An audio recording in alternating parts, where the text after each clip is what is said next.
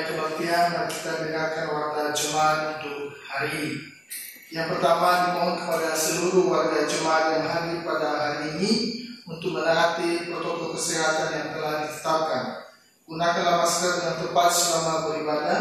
Jika tidak ada hal yang mendesak, diharapkan kesediaan warga Jemaat untuk beranjak pulang. Yang kedua, diharapkan pengertian dan kesetiaan warga Jemaat untuk memahami sejumlah pembatasan kehadiran warga Jemaat.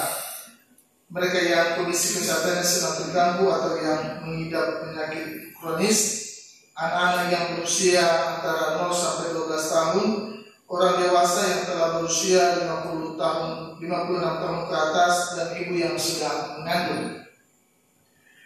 3. Renovasi dan pembangunan gedung gereja sudah kita mulai. Dimohon dukungan dan keikutsertaan warga Jemaat dalam kegiatan yang terkait dengan pembangunan. Misalnya doa bersama tiap Sabtu pagi pukul 9 dan juga gotong royong. 4. Ditegaskan kembali kepada seluruh warga Jemaat bahwa ibadah minggu hanya akan dilaksanakan satu kali, yang dimulai pada minggu depan 4 Oktober 2020 dimulai pukul 9.30 pagi. Kebijakan ini diambil karena tingkat kasus penyebaran COVID-19 yang masih tinggi. Protokol kesehatan tetap harus diterapkan. Jumlah kehadiran pun tetap dibatasi maksimal 50 orang. Demikian juga aturan tentang usia dan kondisi kesehatan tetap berlaku. Ibadah ini boleh diikuti oleh warga Jemaat dari kelima sektor dengan tetap mendaftarkan diri di grup WA sektor masing-masing. Orang lain yang bukan warga Jemaat belum diizinkan mengikuti ibadah di gereja kita. 5. Warga yang sakit dan berduka. Yang pertama, warga Jemaat yang sakit Bapak Baluk Gia. Yang kedua, berita duka cita telah kembali dalam pangkuan Bapak Ibunda dari Bapak Amawi Zeka pada Jumat 25 September 2020. Seluruh warga Jemaat turut menyatakan duka cita yang dalam. Kiranya Tuhan memberi kekuatan dan penghiburan kepada segenap anggota keluarga yang berduka. 6. Warga Jemaat yang telah mengumpulkan persembahan syukur dan ibadah di rumah sepanjang beberapa minggu yang lalu dipersilakan untuk menyampaikannya kepada bendahara Jemaat. Yang ketujuh, FKNO mengundang warga Jemaat Hermon untuk mengikuti ibadah virtual yang akan dilaksanakan pada hari Minggu 27 September 2020 pukul 7 malam. Seluruh pelayanan ibadah akan dilayankan oleh Gereja Ami Jemaat Hermon. Pengkhotbah adalah Ibu Pendeta Les Romawati Gia. Ibadah virtual itu dilaksanakan melalui Zoom. Meeting ID dan paspor bisa diminta kepada pengurus jemaat. Bapak Ibu, kita akan memulai ibadah bersama seluruh warga saudara di dalam Kristus. Kita beribadah memuliakan Allah hari ini. Marilah kita berdiri. Kita bernyanyi dari pelengkap Kidung Jemaat nomor 1 bait pertama dan 3, Abadi Tak Nampak.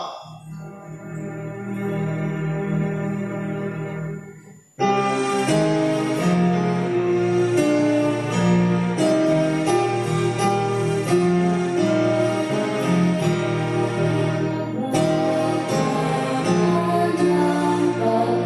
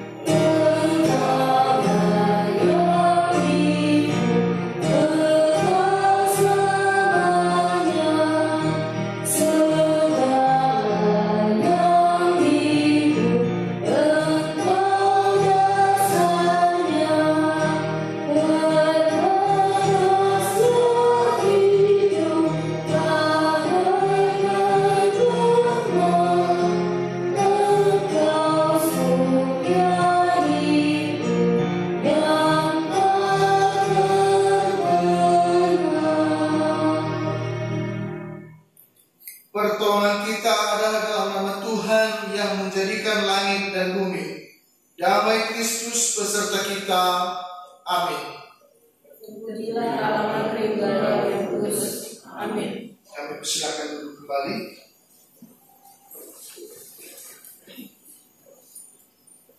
Marilah kita merendahkan diri di hadapan Tuhan, mengakui segala dosa kita dan memohon pengampunannya.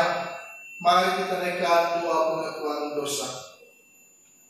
Kami merendahkan diri di hadapan-Mu, ya Bapa. Kami sadar bahwa kami sudah berdosa terhadap-Mu. Kehendak-Mu kami langgar.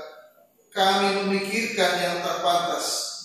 Ucapan kami menyakiti dan menyingkirkan orang lain. Ajaran kasih-Mu tidak kami wujudkan. Kami malas mencerna firman-Mu. Sebaliknya, kami gemar memuaskan kepentingan sendiri tanpa peduli terhadap orang lain. Kami menyepelekan tanggung jawab pada diri sendiri, keluarga, dan masyarakat. Kami membiarkan kemarahan, kebencian, atau keputusasaan menguasai diri. Kami lupa berserah dan bergantung kepada-Mu. Kami memohon kepada-Mu, Tuhan. Ampunilah kami, ya Yesus, Tuhan kami. Kami menyesal akan jalan sesat yang kami lalui. Tolong kami untuk meninggalkan cara hidup yang lama. Sinarilah batin dan pikiran kami untuk melihat kebenaran-Mu, lalu belajar mengenakan manusia baru. Ya Yesus Kristus, dengarlah seruan penyesalan kami. Amin. Allah itu adalah kasih. Pengorbanan Yesus Kristus di kayu salib adalah bukti kasih-Nya yang besar. Walau tidak layak menerima anugerah-Nya, Ia memberi kita pengampunan dosa dan memberi kita hidup yang baru. Maka nyatakanlah syukur-Mu dengan menjadi anak-anak Allah yang setia. Firman Tuhan berkata, berbahagialah orang yang diampuni pelanggarannya, yang dosanya ditutupi. Berbahagialah manusia yang kesalahannya tidak dipertukan Tuhan, dan yang tidak berjiwa penipu. Marilah kita naikkan pujian dari PKJ nomor 239 dari pertama, perubahan besar.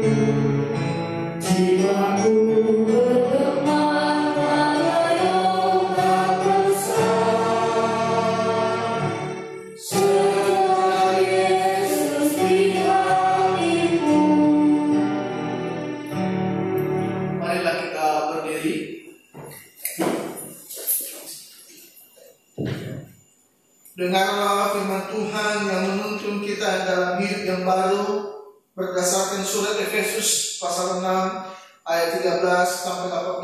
Begini bunyinya.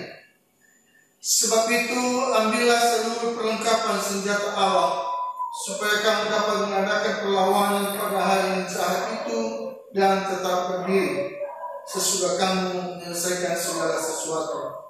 Jadi berdirilah tegak, berikat pinggangkan kebenaran dan berbaju jurahkan keadilan.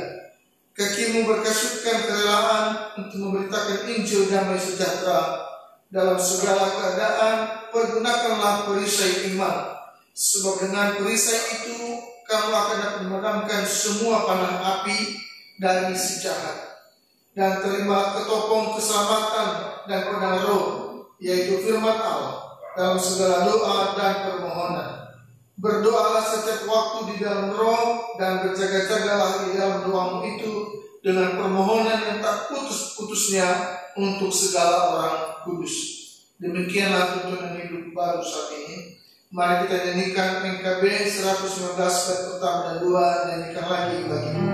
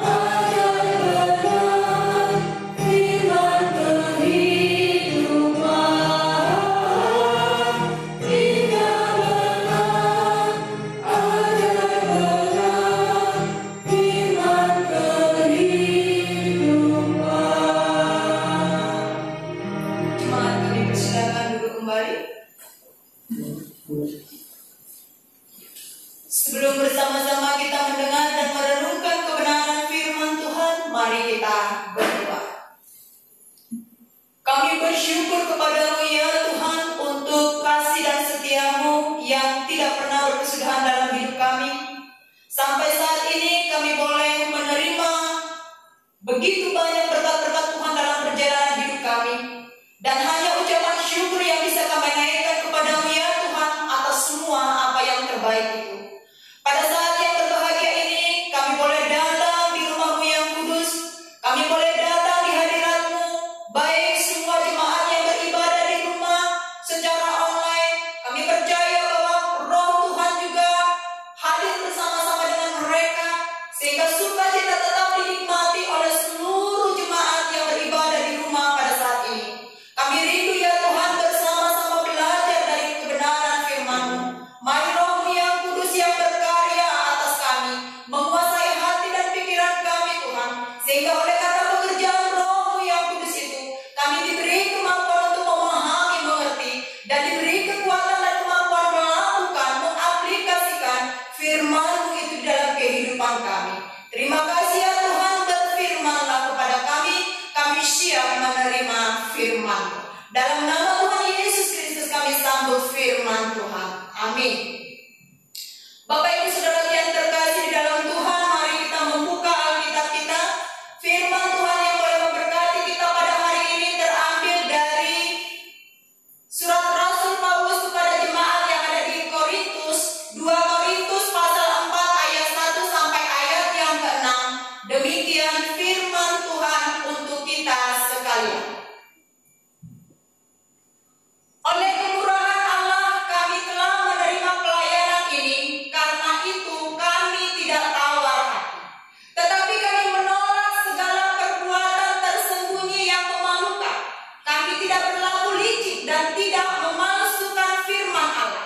Sebaliknya kami menyatakan kebenaran, dan dengan demikian kami menyerahkan diri kami untuk dipertimbangkan oleh semua orang di hadapan Allah.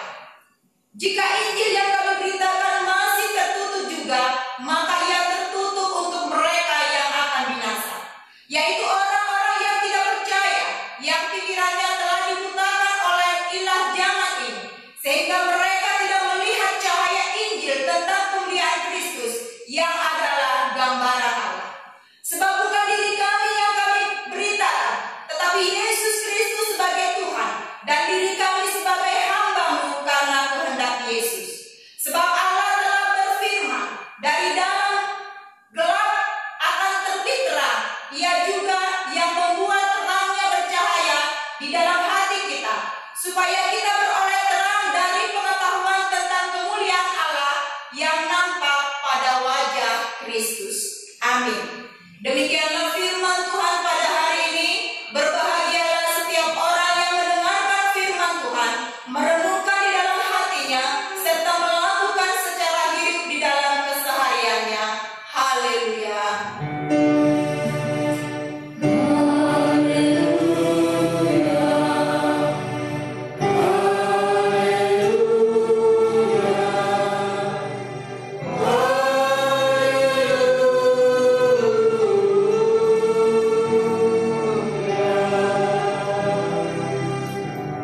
Shalom Bapak Ibu Saudaraku. Bagaimana kabarnya? Luar biasa penyertaan Tuhan dalam hidup kita, sehingga itulah yang membuat kita tetap bersukacita di dalam menghadap Tuhan. Baik Bapak Ibu Saudara yang terkasih dalam Tuhan, dari firman Tuhan yang sudah saya bacakan untuk kita, tema yang akan kita renungkan yaitu dari dalam gelap muncul terang. Bapak Ibu Saudara yang terkasih dalam Tuhan, kita sering mendengar istilah dari gelap terbitlah terang. Ya, ketika kita mendengar kata dari gelap terbitlah terang, mungkin muncul di dalam pemikiran kita yaitu seorang tokoh pejuang wanita atau pejuang perempuan di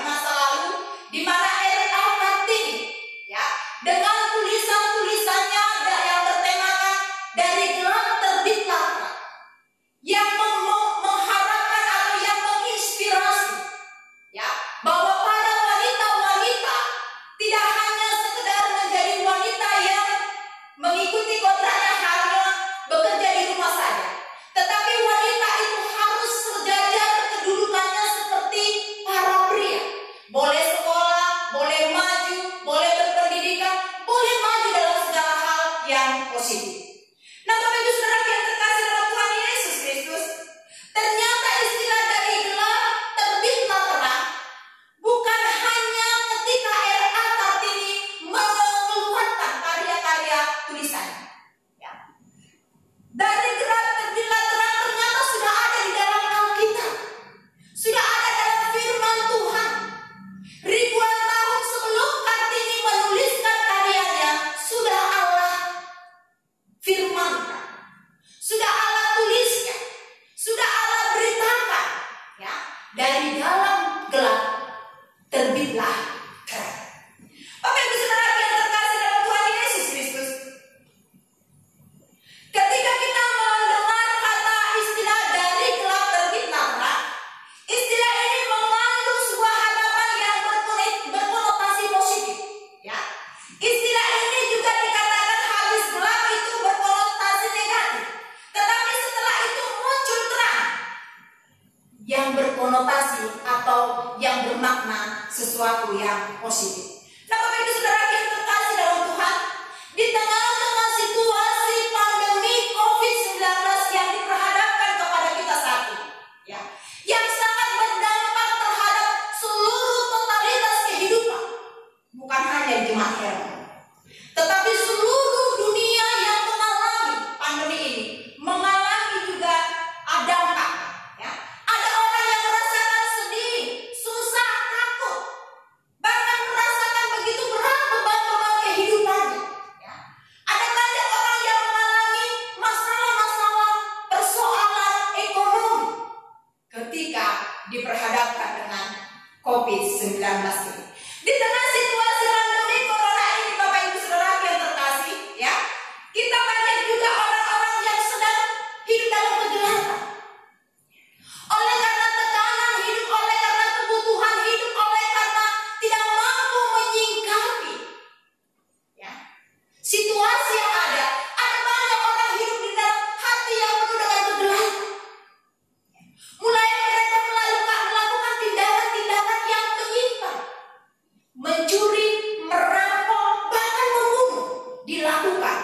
Ya, artinya udah banyak orang-orang mulai mengalami hidup dalam kegelapan. Hatinya digelapkan oleh pengaruh-pengaruh hawa nafsu duniawi atau ilah-ilah dunia ini.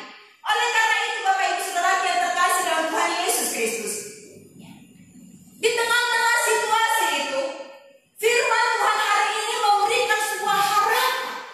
Ya, memberikan sebuah harapan. Di sana dikatakan dari dalam gelap akan muncul terang. Ya. Dari dalam gelap, di tengah-tengah kegelapan situasi yang tidak menyenangkan, akan muncul sebuah cahaya terang. Ya. Di dalam kehidupan kita. Nah, Bapak Ibu Saudara yang terkasih dalam Tuhan Yesus Kristus, kita mau belajar akan makna daripada firman Tuhan ini bagi kita pada hari ini.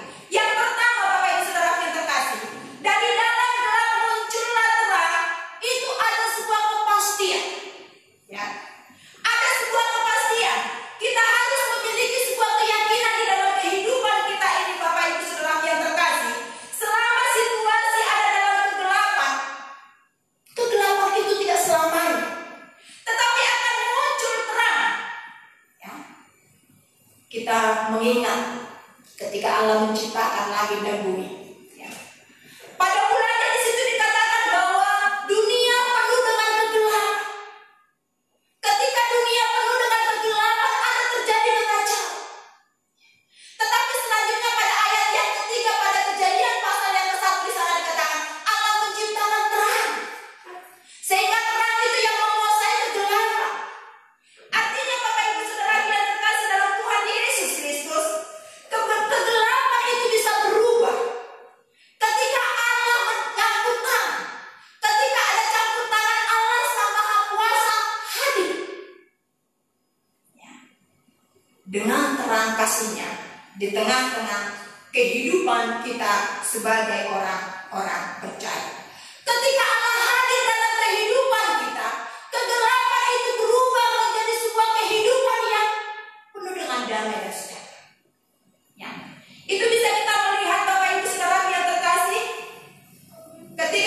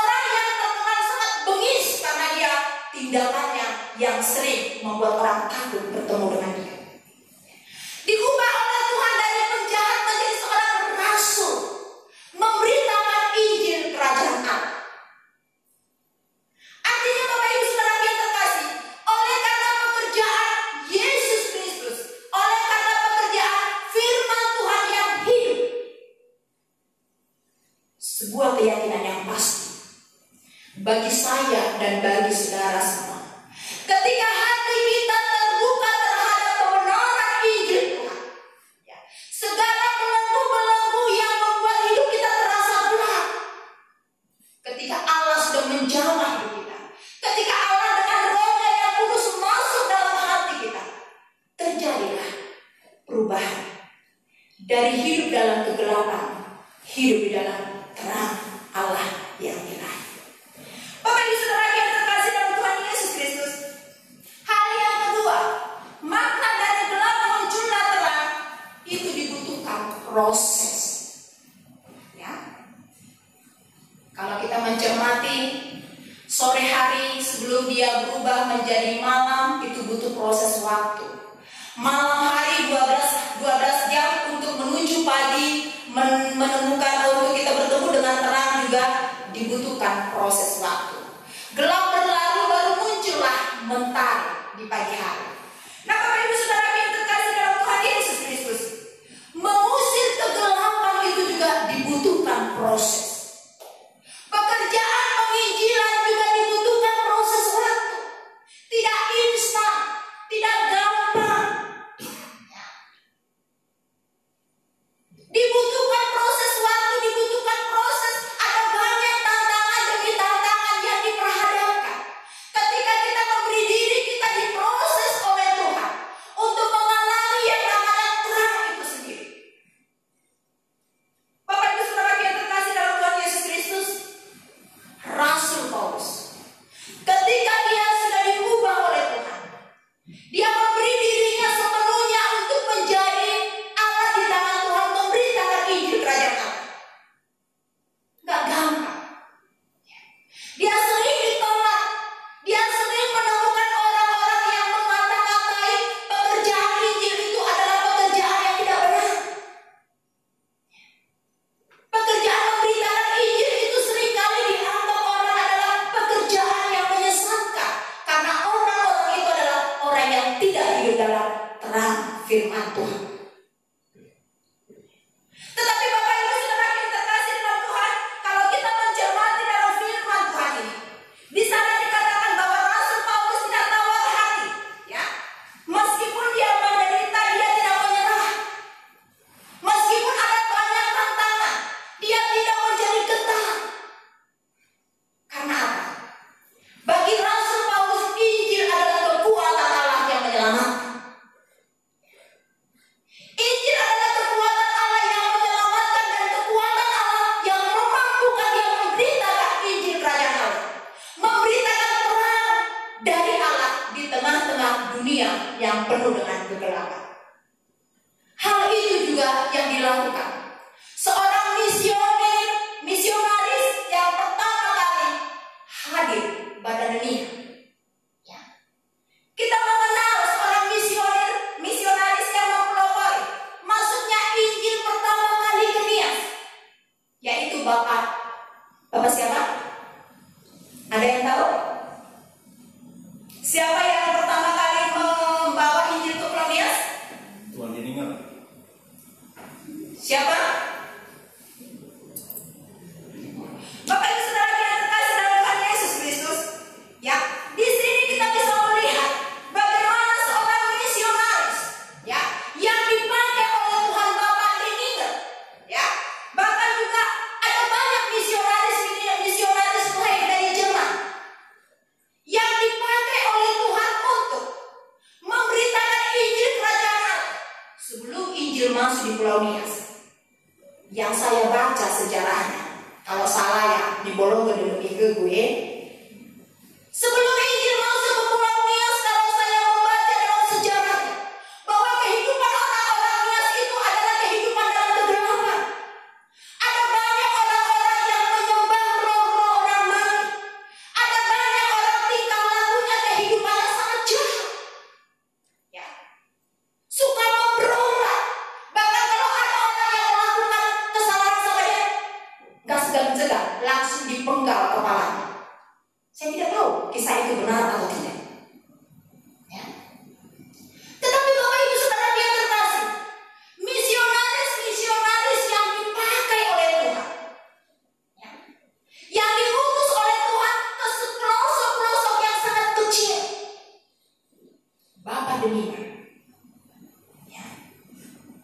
luar biasa.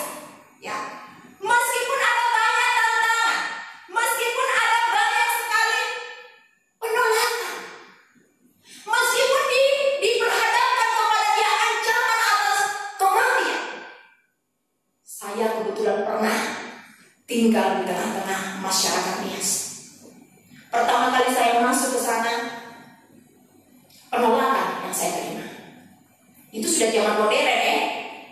Saya membayangkan zaman Bapak Denninger masuk ke Nias, ya, yang kata orang tua saya notabene ketika orang Nias bertemu dengan orang asing bisa dimakan katanya. Saya tidak tahu itu benar atau tidak. Ya. Tetapi itu yang menjadi ketakutan mama sama bapak saya ketika saya pertama kali berdoa dan mengatakan saya mau melayani di Nias. Mati kau nanti naik. Saya tidak mau kamu mati di sana. Ya.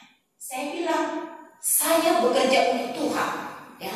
Kalau saya bekerja untuk Tuhan, maka Tuhan yang memberi perlindungan kepada saya, bukan manusia.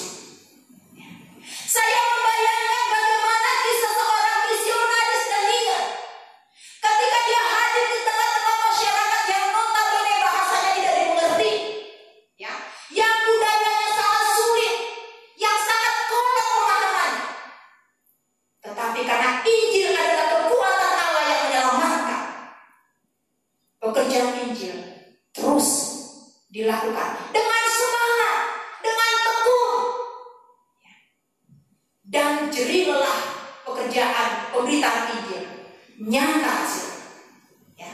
Kita ini adalah orang-orang hasil dari pekerjaan Injil yang mereka lakukan. Kita menjadi orang yang menerima Injil Kerajaan Allah. Kita tidak lagi hidup dalam kegelapan, tetapi itu prosesnya tidak instan, Bapak Ibu Saudara yang terkasih. Mereka membutuhkan proses yang begitu panjang, perjuangan, penderitaan, tetapi tetap teguh di dalam iman. Injil Kerajaan Allah adalah kekuatan yang menyelamatkan dari kehidupan kegelapan, menyelamatkan dari kebinasaan. Oleh karena upah dosa adalah maut. Allah tidak mau kita sebagai umat yang Dia sayangi hidup dalam kebinasaan. Denninger juga tidak mau, ya, orang yang dia temui itu hidup dalam kebinasaan. Oleh karena itu meskipun prosesnya perlu perjuangan air mata dan penderitaan, mereka berjuang. Dan ada banyak misionaris lain, ya, yang masuk memberitakan Injil ke Pulau Nias, berdiri gereja, dan sekarang gereja tumbuh subur, dan orang-orang yang tinggal di Pulau Nias termasuk Yaita, Sisoba dan Badak. Ya. Kita adalah orang yang hidup dalam terang. Dan proses untuk menjadi orang yang hidup dalam terang itu tentu ada proses dan tahapan-tahapannya. Tetapi ketika kita membuka hati, tapi kalau kita menutup hati, sama seperti Rasul Paulus katakan, mereka itu adalah orang-orang yang akan binasa. Karena tidak mau menyambut terang yang Allah tawarkan. Yang selanjutnya Bapak Ibu Saudara yang terkasih dalam Tuhan, yang ketiga, dari dalam gelap muncullah terang. Artinya bahwa Allah menjadikan kita terang dunia. Ya. Bapak Ibu Saudara yang terkasih dalam Tuhan Yesus Kristus, terang yang dimunculkan Allah di tengah kegelapan, yaitu firman Tuhan yang menghidupkan kita. Terang itu untuk saya, untuk kita semua. Terang itu adalah Yesus Kristus. Karena Yesus mengatakan apa? Akulah terang dunia. Ya. Barang siapa hidup dalam terang dunia, dia tidak akan mengalami kegelapan.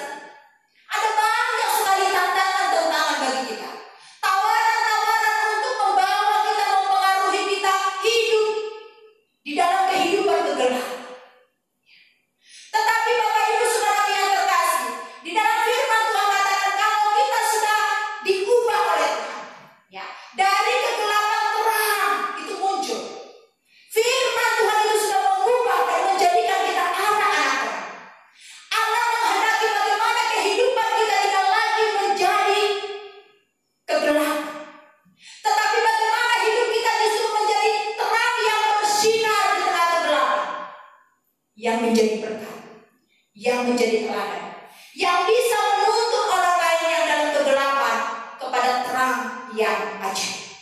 Oleh karena itu, Bapak Ibu Saudara yang terkasih dalam Tuhan, Kristus adalah terang bagi kita, dan kita yang hidup dalam terang firman Tuhan. Ya, hendaknya kehidupan kita tidak menjadi kehidupan di dalam kegelapan lagi.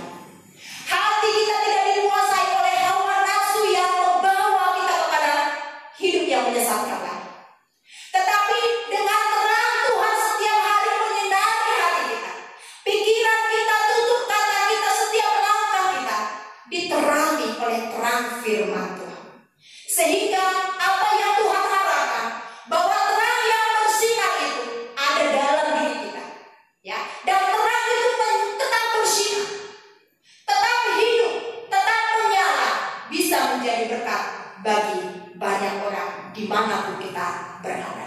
Bapak Ibu Saudara yang terkasih dalam Tuhan Yesus Kristus, jika terang ilahi itu ada dalam hati kita, kiranya terang itu tidak hanya seperti kita membaca Alkitab, karena terang itu adalah firman Tuhan, ya.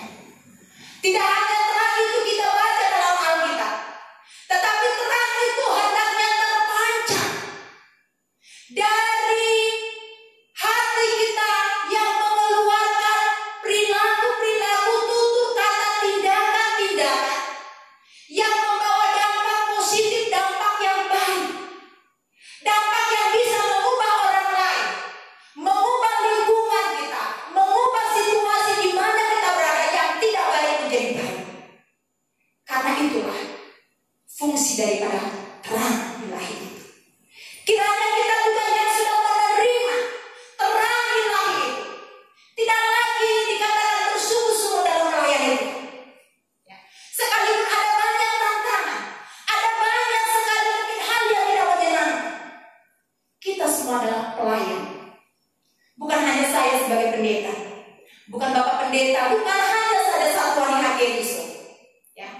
Ada satu pekerjaan Tuhan yang Tuhan percayakan bagi kita di Jumat, membangun rumah Tuhan. Itu adalah pelayanan kita bersama. Itu adalah pekerjaan yang Tuhan percayakan bagi saya dan bagi kita semua. Jemaat Amin Herman. Mari kita tekun. Mari kita terus bersemangat dalam melayani Tuhan. Jangan bersungut-sungut, jangan menyalahkan orang lain. Rasul Paulus tidak menyalahkan siapapun orang yang berusaha untuk menghalang-halangi dia di dalam melayani Tuhan. Tetapi dia tetap semangat karena Injil adalah kekuatan Allah yang menyelamatkan. Allah adalah kekuatan bagi kita untuk maju bersama dalam melakukan pekerjaan Tuhan yang dinyatakan di jemaat. Pekerjaan Tuhan tidak hanya memberitakan firman Tuhan, Bapak Ibu Saudara, tetapi pekerjaan pemberitaan firman Tuhan itu nyata lewat apa yang kita lakukan, nyata lewat apa yang kita perbuat, nyata lewat apa yang kita pikirkan, nyata lewat apa yang kita aplikasikan dalam tindakan iman sebagai warga jemaat yang hidup dalam terang ilahi Tuhan Yesus. Amin. Mari kita berdiri.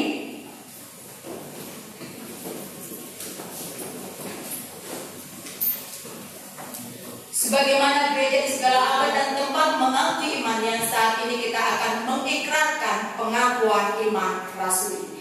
Aku percaya kepada Allah, Bapa yang Maha Kuasa, Khalik langit dan bumi, dan kepada Yesus Kristus, Anaknya yang tunggal Tuhan kita, yang dikandung dari Roh Kudus, lahir dari anak darah Maria, yang menderita di bawah pemerintahan Pontius Pilatus, disalibkan, mati dan dikuburkan, turun ke dalam kerajaan maut.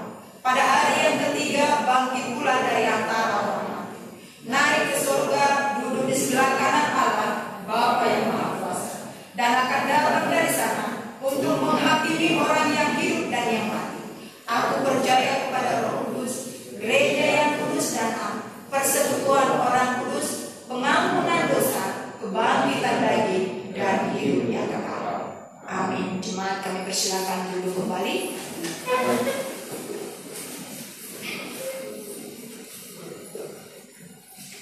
Kini saatnya kita menyatakan syukur atas perbuatan Tuhan melalui pengumpulan persembahan. Baiklah kita jawabkan apa yang dikatakan di dalam 2 Korintus pasal 8 ayat 12 sampai ayat yang ke-13.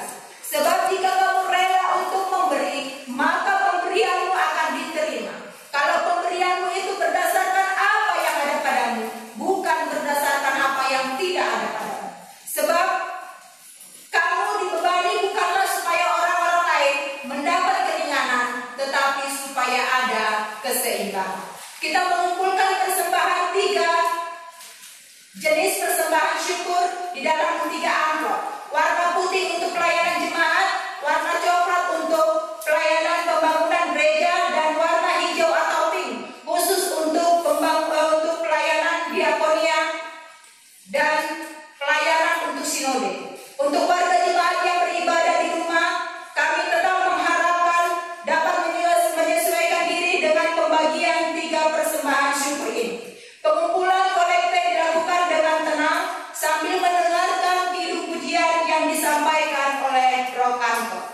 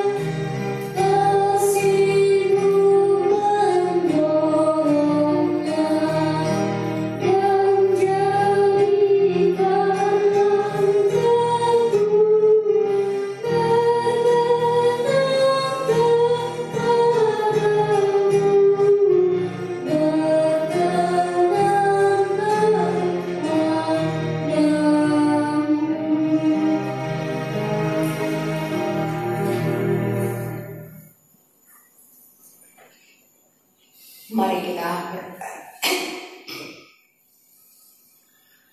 Bapa Surgawi, kami sangat bersyukur kepadamu karena Engkau sudah hadir di tengah-tengah ibadah kami ini, memimpin, menolong, dan memberkati kami. Kami boleh memuji-muji Engkau dengan sukacita, bahkan kami boleh mendengarkan kebenaran firman-Mu. Biarlah kiranya terang yang daripada Tuhan yang sudah bersinar dalam hidup kami, yang mengubah kehidupan kami dari kegelapan menjadi kehidupan yang diterangi oleh Tuhan. Biarlah kiranya terang ilahi yang sudah ada dalam hati dan hidup kami, yang tetap menuntut kami ya Tuhan, menjadi orang-orang yang senantiasa dimampukan untuk memancarkan terang yang daripada Tuhan itu dalam setiap perilaku kami, dalam setiap tutur kata kami, dalam setiap hal apapun yang kami boleh lakukan dimanapun kami berada. Karena Tuhan, Injil-Mu mengubahkan hidup kami menjadi hidup orang-orang yang dibenarkan oleh karena anugerah Tuhan. Terima kasih ya Tuhan, kami bersyukur. Hari ini kami seluruh masyarakat Nias bersyukur 155 tahun lamanya Injil sudah masuk di tengah-tengah masyarakat Nias. Oleh karena Tuhan mengutus anak-anak Tuhan, hamba-hamba Tuhan, yaitu para misionaris-misionaris yang handal, yang sudah berjerih lelah, yang sudah berjuang di dalam memberitakan Injil Kerajaan Allah yang boleh mengubahkan kehidupan orang atau masyarakat di Pulau Nias menjadi kehidupan yang di dalam terang daripada Allah sendiri. Terima kasih untuk para pejuang-pejuang di dalam memberitakan Injil Kerajaan Allah. Bagi para misionaris kami, Bapak Dedinger, bahkan para misionaris lain ya Bapak, yang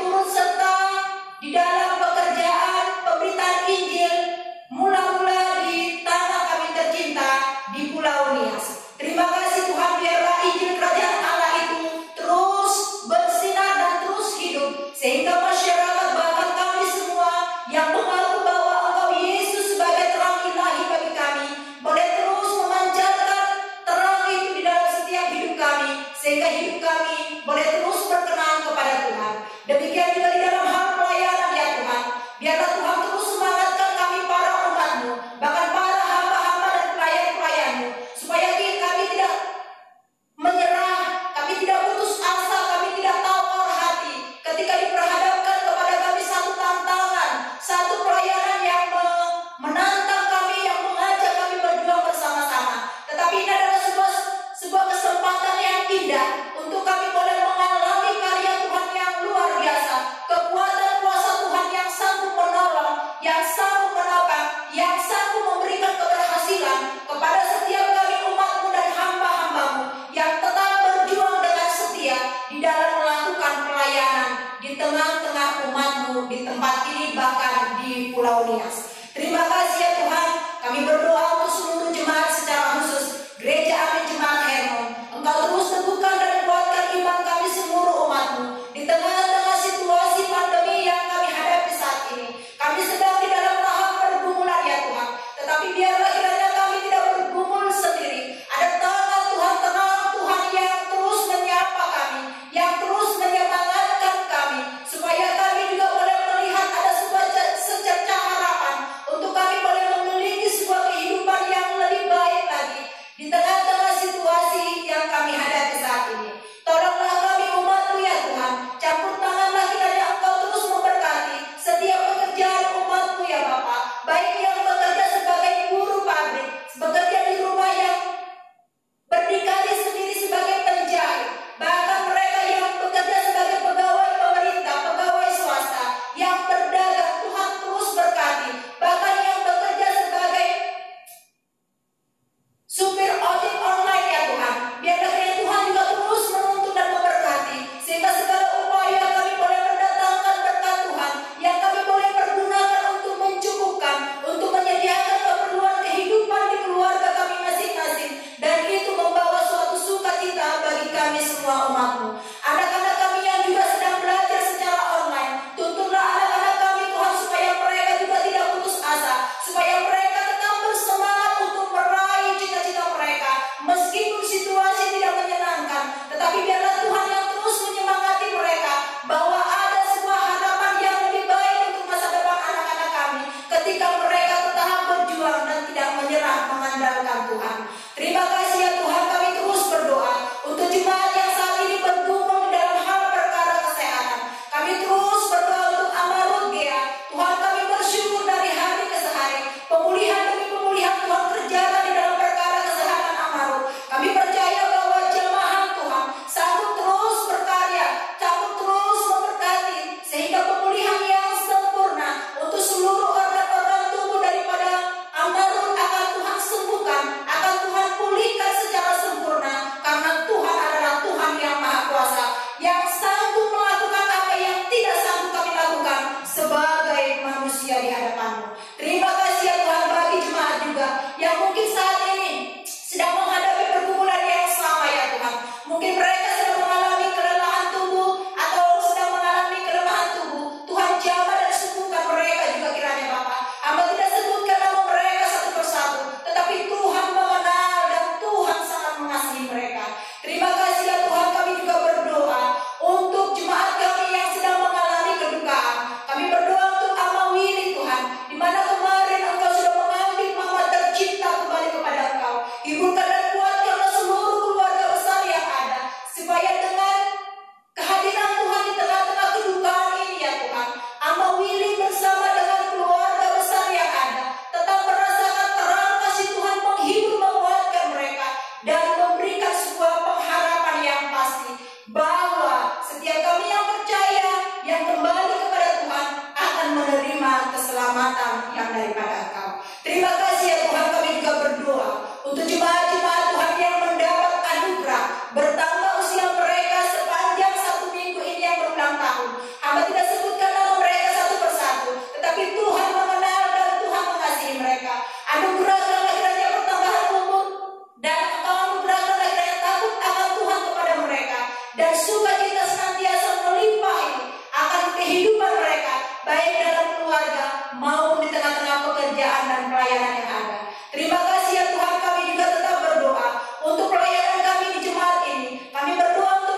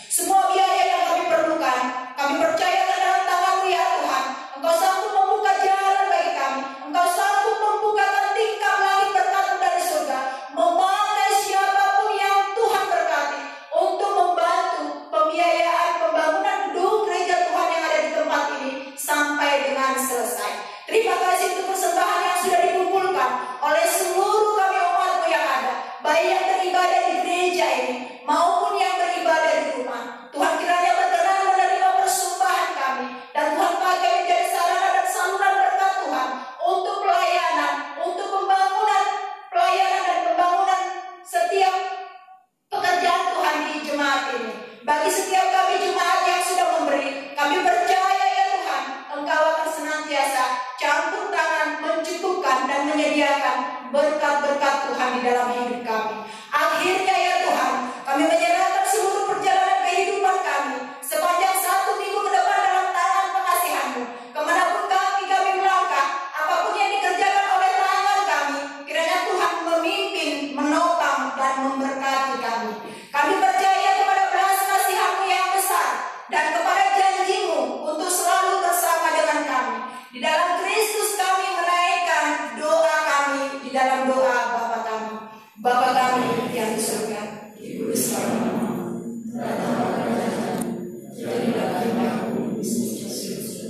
Berikanlah kami hari ini makanan kami, dan ampunilah kami dosa-dosa kami, seperti kami juga mengampuni dosa-dosa kami, dan janganlah membawa kami dalam pencobaan, tetapi bebaskanlah kami dari jahat.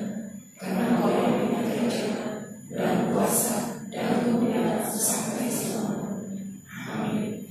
Jemaat, mari kita berdiri. Kita akhiri ibadah ini dan kita melanjutkan ibadah yang sejati di dalam kehidupan nyata di tengah dunia ini. Mari kita bernyanyi dunia dalam rawa layar.